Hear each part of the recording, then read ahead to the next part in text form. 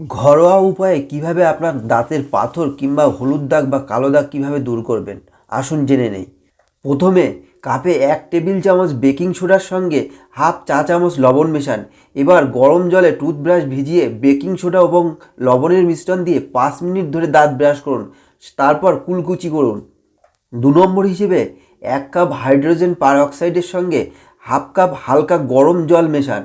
এই জল মুখে নিয়ে 1 মিনিট রাখুন। এরপর হাফ কাপ জল দিয়ে কুলকুচি করে ফেলুন, দেখবেন অনেকটা মুক্ত হয়ে যাবেন।